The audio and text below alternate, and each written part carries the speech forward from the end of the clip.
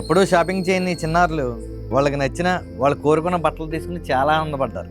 ఇక విషయానికి వస్తే మన Tanuku one India fashion mall వారు మురికివాడలో అలానే పేద కుటుంబాలకు చెందిన చిన్నారులను షాపింగ్ పిలిచి వాళ్ళకి నచ్చిన బట్టలు తీసుకునే విధంగా సేవాట అనే నినాదంతో గతంలో ఎప్పుడూ లేని విధంగా ఓ వినూత్న కార్యక్రమానికి శ్రీకారం చుట్టిన సంగతి మనందరికీ తెలిసిందే. ఈ కార్యక్రమాన్ని మన ఎమ్మెల్యే ఆర్మిల్ రాధాకృష్ణ గారు ప్రారంభించి పిల్లలతో కలిసి షాపింగ్ చేయించి వారి అనుభూతిని తెలుసుకున్నారు.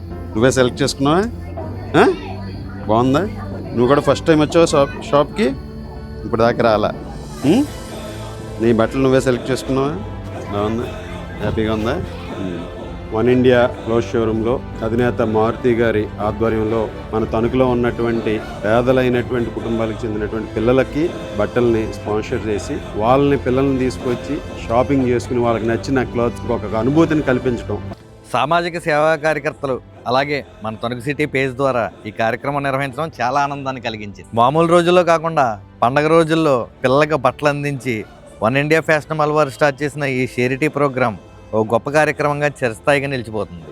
ఈ సేవాట్ షేరిటీ ద్వారా ఓన్లీ పిల్లలకు మాత్రమే కాకుండా స్లమ్స్లో ఉన్న న్యూ బోర్న్ బేబీస్కి క్లోత్స్ అందించి ఈ ప్రోగ్రామ్ని రాబోయే రోజుల్లో మరింత ముందుకు తీసుకెళ్ళబోతున్నారు.